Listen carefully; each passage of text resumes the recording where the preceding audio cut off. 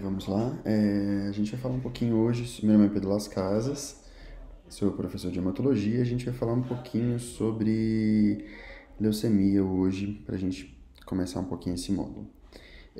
A gente fala uns conceitos gerais e grande parte das coisas aqui a gente vai desmistificar um pouquinho o que é leucemia e às vezes um monte de coisa que é julgado numa mesma caixinha sem ser parte de uma mesma doença. Tem muito de Virchow, isso aqui é Virchow. Lá em Virchow, deu nome às primeiras que a gente chamava de leucemia, e ele via o sangue como as células brancas, isso vem do grego, né, leucosemia, e eram pessoas que tinham sangue branco e por isso tinham mortalidade alterada. Óbvio, o Virchow não tinha uma noção do que ele estava acontecendo, do que ele estava vendo, por isso ele deu esse nome à leucemia. E para a gente lembrar um pouquinho, acho que vale um pouco voltar lá na tese, para a gente lembrar então que a gente tem o precursor hematopoético e a gente se divide basicamente em dois grupamentos de célula. A origem linfóide, onde a gente vai ter aqui o progenitor linfóide e o linfócito T e o linfócito B, e a gente tem aqui a linhagem mieloide, então formando, por exemplo, os progenitores eritropoéticos, formando o eritroblasto e as hemácias, o megacariócito e as plaquetas, e toda a linhagem granulocítica, formando as séries granulocíticas dos basófilos, eosinófilos e neutrófilos. E aí de onde que vem então essas doenças da linhagem como antigamente era conhecida, né? Então se a gente for separar aqui, a gente tem o mieloblasto e o linfoblasto, que são células diferentes. Então a gente estaria aqui as doenças que a gente chama de leucemias agudas, podendo ela ser ALMA ou uma LLA. Se a gente pegar as células maduras, quando a gente tem uma dificuldade de proliferação, então a célula prolifera muito sem perder sua capacidade de diferenciação, ou seja, a célula vai conseguir diferenciar. Com isso, a gente tem um predomínio de células maduras, que é o que a gente vai chamar de doenças mieloproliferativas crônicas. Aqui a gente tem a LMC, a PV, a trombocitemia essencial e a mielofibrose como os representantes mais comuns. Se a gente fosse falar um pouquinho sobre as doenças do linfócito maduro, a gente falaria sobre as doenças linfoproliferativas crônicas, aqui dentro desse grupo a LLC, e o linfócito, quando ele se matura, a gente está falando do plasmócito e as gamopatias associadas ao mieloma múltiplo, por exemplo. Então, organizando melhor na nossa cabeça como é que vai ficar isso. Então, a gente tem as leucemias mieloides agudas. Então, a gente tem dentro desse mesmo grupinho das leucemias mieloides agudas a promielocítica, que vai ter algumas características separadas. A gente vai ter a LMC, a mielofibrose, a TE e a PV como parte das doenças mieloproliferativas crônicas. A gente tem aqui as doenças linfoproliferativas crônicas e a leucemia linfóide. Então, essa aqui seria como as caixinhas ficam organizadas para a gente poder um pouquinho lembrar dessas coisas. Então, revendo os conceitos. Então, a LLC é, na verdade, uma doença linfoproliferativa crônica. A LLC é um linfoma não Hodgkin indolente. Um pouquinho de coisa diferente aqui, o Burkitt, na verdade, ele faz essa interface entre uma leucemia linfóide aguda e uma leucemia crônica, né, uma doença linfoproliferativa crônica, porque a gente tem, na verdade, blastos com características de Burkitt, a gente chama de blasto L3. Então, a gente sabe que o Burkitt é um espectro de uma leucemia linfóide. Então, falando um pouquinho sobre as leucemias agudas, a gente sabe que o comportamento dessas doenças é muito inespecífico. Os pacientes iniciam um quadro com febre, com sangramento, fadiga, um quadro bem abrupto mesmo, com mais pródromos do que outras intercorrências. Esses pacientes têm uma evolução de poucas semanas, um quadro de dorócia às vezes, principalmente quando a gente tem uma expansão medular importante, esse paciente vai apresentar com dorócia, e é um quadro muito inespecífico. O que chama a atenção desses pacientes é a presença, ocasionalmente, de blastos em sangue periférico. Sendo blasto, essa célula aqui para a gente entender. É uma célula que tem uma desproporção nucleocitoplasma muito grande, uma presença de nucleolo, a gente consegue até ver aqui 3 nucleolos nessa célula, e uma cromatina pouco densa. Então, como é que a gente diagnostica uma leucemia aguda? O que a gente vai chamar de uma leucemia aguda? A gente vai chamar isso o paciente que tem mais de 20% de blastos, seja ele em sangue periférico ou em medula óssea. Então, se eu não conseguir fazer esse diagnóstico de sangue periférico, eu vi blasto em sangue periférico, eu tenho que entrar lá na minha medula, fazer o meu mielograma e avaliar quanto de blasto que eu tenho na minha medula óssea. Uma coisa importante também, algumas mutações citogenéticas, algumas alterações de cariótipo, são definidoras de LMA. Então, essas 3 aqui de baixo, elas são igual a LMA. A gente não tem que ter blastos maior do que 20% para a gente chamar isso aqui de LMA. Quando eu faço um cariótipo do paciente investigando esse paciente, se eu acho uma inversão do 16, uma translocação 821 ou uma translocação 1517, isso é igual a uma LMA. Então, vamos falar um pouquinho sobre a LMA, que é a mais comum, né? Então, antes de falar um pouquinho sobre falando um pouquinho dessa história de secundária ou primária, a gente vai classificar as leucemias mieloides em de novo ou secundária. Então, a de novo vai ser aquela leucemia primária, aquela leucemia que eu não vou ter um fator causal para ela. São as mais comuns. E a gente tem a leucemia secundária, que ela vai ser secundária, por exemplo, a uma doença hematológica prévia, como a síndrome mielodisplásica ou uma LMC, secundária à radiação, secundária a alguns medicamentos, como quimioterapia ou alguns outros agentes. É importante saber que a leucemia secundária ela tem um prognóstico adverso e vai ser um dos nossos pacientes que a gente vai ter uma indicação de fazer um transplante no segundo momento. O que no quadro clínico chama a atenção da gente para poder pensar em uma LMA? A gente tem que pensar em LMA, a gente vai falar um pouquinho sobre a epidemiologia dela, então. É o tipo mais comum de leucemia aguda, é responsável por 15 a 20% das leucemias agudas na criança, então não é o mais comum na criança, mas no adulto ela vai chegar a 80% dos pacientes. A incidência ela vai aumentar com a idade, em torno de 68 anos, mais ou menos, mas não é uma doença que é só do idoso. Então é uma coisa importante a gente saber, se a gente chegar lá na nossa enfermaria na Santa Casa, por exemplo, ou aqui no HC, a gente sabe que a gente tem um monte de paciente entre seus 20, 30, 40 anos com LMA. Então existe um predomínio no idoso, porém a gente sabe que não é exclusivo, pelo contrário, a gente tem muito paciente jovem com LMA. Então a incidência vai aumentando, mas não é uma doença exclusiva do idoso. Existe um leve predomínio no sexo masculino, mas é muito pequeno, e a gente tem visto um aumento de LMA secundários à terapia, principalmente quimioterapia ou radioterapia. Onde que essa doença infiltra?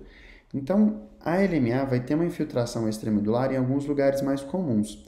O mais comum deles talvez seja a pele, respondendo por grande parte das infiltrações da leucemia aguda, da leucemia mieloide aguda, onde a gente tem uma infiltração cutânea, que dá o nome de leuquimia cutis. Em segundo lugar, a gente tem a infiltração de trato gastrointestinal, tanto a mucosa da boca, que é o que a gente vai ver, aquela gengiva hiperreacional ou hiperproliferativa, ou mesmo uma hipertrofia gengival, e o trato gastrointestinal. A gente já teve alguns casos, a gente teve 2 casos ano passado, por exemplo, que o paciente fez o diagnóstico através de um anátomo patológico de uma apendicectomia, que é quando faz uma massa de LMA que a gente vai chamar de sarcoma granulocítico. A gente tem também a infiltração ocular, que é o cloroma, mais raro. Eu, pessoalmente, vi 3 vezes só até hoje um cloroma bem importante. Já as outras infiltrações, leuquimia cutis e trato gastrointestinal, incluindo gengiva, tem uma incidência mais comum, assim, a gente acaba vendo mais. A gente agora vai passar um pouquinho para a classificação. Vocês já tenham escutado um pouquinho sobre a classificação desses pacientes. Antigamente, eles chamavam essa classificação de classificação FAB, que era a classificação baseada na morfologia. Então, essa classificação ia de M1 a M7, com base na diferenciação dessas células. Quanto mais indiferenciada essa célula, menor era o número. Então, a gente tinha uma classificação de que ia de M0 a M7. Então, para como é que é essa classificação? Então, a gente tinha, por exemplo, um blasto M7, onde a gente tinha praticamente um blasto imaturo mesmo, sem diferenciação nenhuma. A gente ia, por exemplo, M2, onde já tinha uma certa formação de granulócito. o M3 que vai persistir, a única que vai persistir até hoje, porque ela tem um correspondente morfológico com um correspondente histogenético, que é a leucemia promielocítica, onde tem uma abundância desses promielócitos, o núcleo clivado, uma presença de bastonetes de Auer. A gente vai ter outras ainda próximas dos monócitos, como as M4 e M5, a M6 que era próxima do eritrócito, e M7 a megacariocítica. Mas por que isso caiu em desuso? Um artigo que foi publicado na Blood inicialmente em 2008, depois a gente teve uma republicação dele com follow-up maior em 2017, e ele começou a perceber que pacientes tinham umas curvas de sobrevida completamente diferentes. Então a gente pegava um paciente que tinha uma curva de sobrevida aqui que beirava, por exemplo, os 90% em 60 meses, e pacientes que tinham curva de sobrevida próximo de 10%, e um grupo que era intermediário. Então eu não podia chamar isso da mesma doença. Então eu sabia que tinha algum grupo que tinha umas alterações citogenéticas que conferiam um prognóstico muito favorável, outras um prognóstico intermediário e outro um prognóstico desfavorável. E esses pacientes não deveriam mais ser chamados da mesma forma. Daí vem a classificação da WHO, proposta em 2008 e agora com uma revisão em 2016. Essa revisão em 2016 classifica já as leucemias pela classificação citogenética. Então a gente tem, por exemplo, a LMA com translocação 821, LMA com inversão do 16, LMA promielocítica, que é a translocação 1517, a LMA com translocação 911 e algumas outras características, algumas leucemias não diferenciadas, leucemias com mutações citogenéticas. E lembrando aqui que os pacientes com translocações específicas, elas produzem uma proteína aberrante que é correspondente, por exemplo, a translocação 821 e o RUNX1, que vai classificar essas leucemias para a gente. Aqui mais uma classificação da WHO, mostrando o que a gente tinha falado, como é que funcionam essas mutações e como que a gente usa elas na prática clínica. A gente vai falar disso depois, quando a gente vai falar um pouquinho sobre o tratamento daqui a pouco. Como é que a gente diagnostica então? A gente falou que é um quadro muito inespecífico, a gente vê o blasto, vê que o blasto é mais de 20%, mas e aí? Como é que a gente vai saber se esse blasto é linfóide, se esse blasto é mieloide? Aí que vai entrar a imunofenotipagem. A imunofenotipagem é um exame de escolha para a gente classificar quais são os marcadores de superfície daquela célula. Então a gente vê, por exemplo, aqui que os precursores mieloides é o CD117, CD33, o HLA-DR, e aqui são os mais comuns, o MPO também. O 34 é um marcador de blasto, independente de que tipo de blasto. Tanto o blasto linfóide quanto o blasto mieloide vão poder expressar o CD34. Então, o que vai chamar a atenção para a gente para uma LMA vai ser o CD117, CD33, o CD13 e o HLA-DR. São os mais comuns e que vão possibilitar para a gente pensar em LMA. Então, como é que eu vou definir um pouquinho do tratamento? Para a gente definir o tratamento, a gente precisa saber qual que é o risco desse paciente. E como a gente tinha mostrado naquele gráfico, a gente tem uma padronização de quem são os pacientes de risco favorável, intermediário ou adverso ou desfavorável, que vai ser a mesma coisa. Então, a gente tem alguns poucos que são considerados riscos favoráveis, aqui incluindo a leucemia promielocítica. A gente tem classicamente a inversão 820, a translocação 821, a inversão do 16 e algumas mutações que a gente chama de CBF. A gente tem os de risco intermediário e de risco adverso.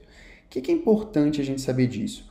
Os pacientes intermediários e adversos são pacientes que têm uma curva de sobrevida muito pior e que, nesse caso, eu teria um benefício do transplante alogênico de medula óssea, ao contrário do grupo favorável, onde nesse grupo eu não tenho um benefício claro do transplante de medula óssea.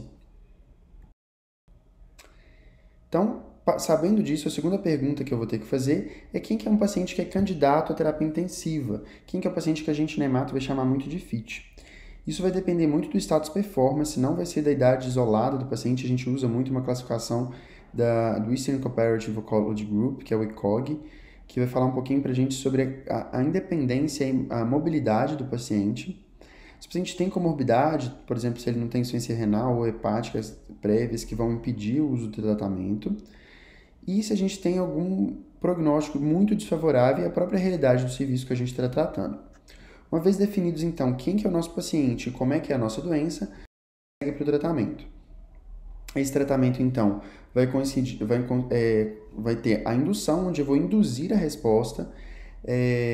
Então a gente faz uma quimioterapia, a gente chama de 7+3, e depois, caso o paciente entre em remissão, remissão significa menos de 5% de blastos, a gente passa para consolidação, onde a gente vai avaliar o que a gente vai consolidar. Se vai ser com uma quimioterapia, se vai ser com outro transplante alogênico, se vai ser com um transplante autólogo. Então isso vai depender do risco da doença e do paciente que a gente estiver tratando.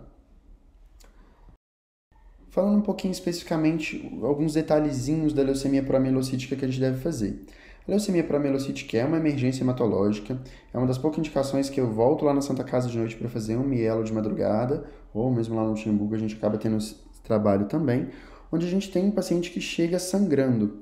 O paciente que chega com algum distúrbio de hemostasia importante é o paciente que eu vou pensar em proamielocítica. E a proamielocítica tem uma mortalidade inicial muito significativa. Então a gente precisa tratar esse paciente rápido, a gente precisa corrigir a coagulopatia dele rápido. Como é que a gente identifica? A gente sabe que existe um diagnóstico morfológico, onde eu tenho esses blastos hipergranulares e presença de bastonete de Auer, e o diagnóstico mesmo é feito com PML rara, que é a mutação, é a proteína onde a gente tem da translocação 1517. O rara que significa receptor do ácido retinóico, e é até por isso que a gente vai tratar com o ATRA, que é um ácido transretinóico. A gente tem que lembrar então desses distúrbios de hemostasia, são pacientes que podem fazer CIVD e que classicamente ao diagnóstico apresentam consumo de fibrinogênio, é comum que eles consumam fibrinogênio. É um paciente que tem que ser tratado com muita agilidade. Lembrar muito dessa relação então da proamielocítica e do início do ATRA como um quimioterápico de escolha precoce. Falando um pouquinho sobre a outra leucemia, a gente vai falar um pouquinho sobre a LLA. É o tipo mais comum na infância, mas ele tem um pico bem bimodal. Ele tem bem na criança e bem no idoso, é bem comum no idoso também. O prognóstico é muito pior no adulto, mas na infância tem as maiores taxas de cura. Dependendo do prognóstico do paciente, essa taxa de cura chega a 90%. O que ajuda a gente a pensar em LLA, apesar que o diagnóstico não vai conseguir ser feito só por isso? Mas a gente vai pensar, principalmente quando o paciente apresenta com linfodenomegalia o diagnóstico, infiltração de sistema nervoso central, diferente da LMA. Na LLA, o blasto vai passar a barreira hematoencefálica, então eu tenho que avaliar o líquor de todo o paciente com LLA, e também infiltração testicular. O testículo é um órgão santuário e é um órgão de recidiva comum de LLA na infância. Então, como é que a gente vai diagnosticar? Então, a gente vai depender que se a gente estiver falando de uma LLA-B ou de uma LLA-T. Na LLA-B, alguns marcadores são mais comuns, principalmente CD19 e CD22. E na LLA-T, alguns outros mais comuns, principalmente CD3, tanto citoplasmático quanto de membrana. A gente tem alguns outros, como CD5, 7 e 2, alguns marcadores de maturidade, mas que não vão ser tão comuns quanto o CD3.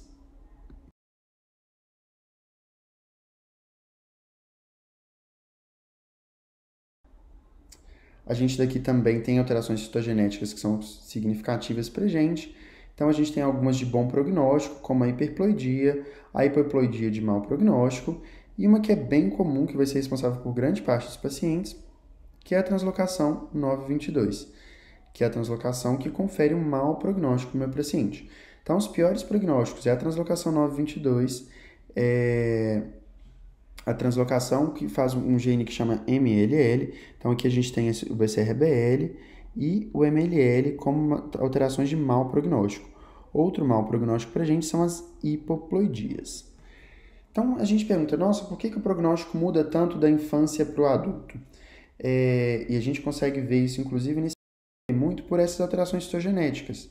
Se a gente for ver aqui, por exemplo, na infância, 60% dos pacientes têm mutações de bom prognóstico, que é o RUNX1 e a hiperploidia. Se eu pegar no adulto jovem, a gente vê que a gente tem o BCRBL, o MLL e o PH-like, que são mutações de mau prognóstico, como grande parte dos responsáveis pelas LLAs no adulto jovem.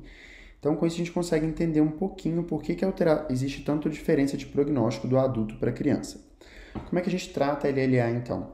São protocolos muito longos, geralmente protocolos que duram cerca de 2 anos. A gente tem como base de tratamento corticoide, vincristina, doxorubicina. não entra no contexto para a gente discutir um pouquinho aqui, é muito do especialista, mas hoje a gente tem usado os protocolos pediátricos, tanto na infância quanto no adulto, com melhora de resultado. E quem que são os pacientes que eu vou levar para o transplante da LLA? Eu vou levar para o transplante os pacientes que têm BCR-ABL positivo, que têm MLL e que são refratários ou recidivados. Então, uma coisa importante tanto da LLA quanto da LMA é que todo paciente que recai ou recidiva, ele tem indicação de transplante alogênico. Aqui, quando a gente consegue ver que a sobrevida de pacientes de 1 a 9 anos é muito melhor do que pacientes que chegam até mais de 15 anos, ou entre 10 e 15 anos. Então, a gente tem um gap grande de prognóstico nesses pacientes. Para a gente terminar e não se estender tanto, a gente vai falar da leucemia mieloide crônica, que está bem diferente das outras doenças que a gente falou até agora, mas classicamente chamada de leucemia também. A primeira vez em Edinburgh, no Colégio de Cirurgiões, onde eles viam pacientes que apresentavam uma hipertrofia do baço e do fígado e uma morte por supuração, por aumento de células inflamatórias na corrente sanguínea. Eles chamavam essas células de células colorless, porque ao contrário das hemácias não se via cor, e Vichel vai chamar isso de leucemia também. Então, no quadro desses pacientes com LMC, a gente tem uma leucocitose com desvio escalonado, então a gente tem um hemograma com todas as séries maturativas, uma plaquetose desse paciente, e no quadro clínico a gente costuma ter uma esplenomegalia, assim como em todo paciente com doença mieloproliferativa crônica, é um denominador comum das mieloproliferações crônicas, onde a gente vai ter esplenomegalia nesses pacientes. No hemograma a gente também vai ter anemia. Então, se eu perguntar para vocês como é que eu diagnostico a LMC, então a gente vai ter esse quadro clínico que é bem sugestivo, mas o diagnóstico só vem a gente entender o que causava a LMC. É uma translocação, que é a translocação 922. Então a gente tem o BCR no cromossomo 9, o 22 o ABL no cromossomo 22, e eles quebram o que a gente chama de cromossomo Filadélfia. Aqui a gente vê, por exemplo, uma fusão do cromossomo BCR com uma ABL no Filadélfia. Então, diagnóstico de LMC é achar o BCR-ABL, achar a translocação 922. Então, isso é uma coisa que precisa ser bem guardada, bem conceitual, onde o diagnóstico de LMC vem por achar o BCR-ABL, achar a translocação 922. Então, a LMC também é dividida em fases. A gente tem a fase crônica, a fase acelerada e a fase blástica. Antigamente, todo paciente ia acabar recorrendo a esse caminho, quando a gente não tinha tratamento para LMC. E era questão de tempo dele progredir de uma fase para outra.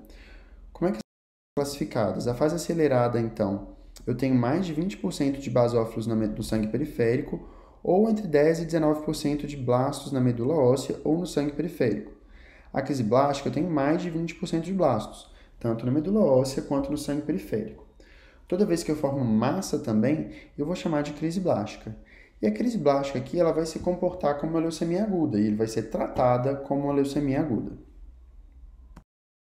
Então, a LMC hoje ela é 15% dos casos de leucemia, a incidência é um pouco maior nos homens, e vai aumentando com a idade do paciente. E uma coisa interessante é ver como é que progrediu o tratamento desse paciente. Então, por volta de 90, quando a gente só tratava com Busulfan, ou mesmo quando a gente começou a tratar com interferon até 95, ou interferon hidroxiureia por volta de 2001, a gente tinha curva de sobrevidas muito ruins, os pacientes acabavam progredindo para LMA. E com o advento da nova medicação, que é o imatinib, a gente vai falar daqui a pouco, a gente vai ter uma curva de sobrevida muito boa. Então, a LMC é uma doença de um prognóstico muito bom.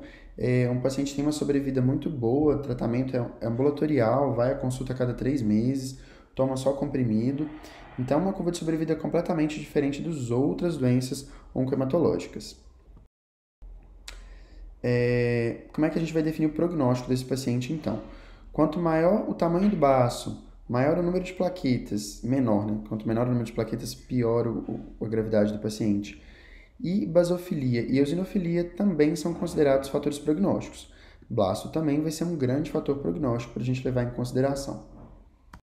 Então, igual a gente estava falando, a história do tratamento foi mudando muito. Então, a gente identificou o cromossomo Filadélfia em 60, identificou o BCR-ABL em 83 e mostrou essa relação só em 90. E até então a gente tinha outros tratamentos para a gente fazer, muito mais agressivos, pois era uma doença que progredia muito. E o alfa-interferon era o tratamento standard nesses anos 90. Ele chegava até a induzir respostas em cerca de 10 a 20% dos pacientes.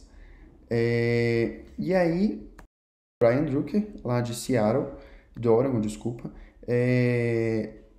começou os estudos da LMC. Então ele mostrou-se que o BCR-ABL ativava a tirosina-quinase e que se eu inativasse essa tirosina-quinase, eu teria uma resolução. Então é iniciado o primeiro estudo de fase 1, que é um estudo que foi publicado em 2001, então tem pouco tempo, tem 19 anos, em que ele testava dose e segurança do imatinib, visto que produzia resposta e tinha partiu para os estudos de fase 2 que foram publicados em 2012, que mostraram em pacientes que falhavam em terapia prévia com interferon que o imatinib 400mg por dia era seguro e produzia resposta. Para o estudo de fase 3, interessante em tempos de aprovação de drogas e medicamentos novos rápido, a gente vê como é que mesmo um tratamento oncológico passou por as 3 fases, e esse aqui é o estudo de fase 3, o IRIS, que é um estudo muito bom, é um estudo que mudou a história da LMC e que mostrou o impacto que a gente teve da randomização da terapia combinada de interferon versus a terapia com imatinib. Então isso é um gap de tratamento que mudou a história natural. Então hoje a gente trata todo mundo com imatinib com uma resposta muito boa e um tratamento muito tranquilo. Então era isso que a gente tinha que esclarecer sobre as leucemias. A gente está aí à disposição para tirar as dúvidas, as referências bibliográficas. Muito obrigado.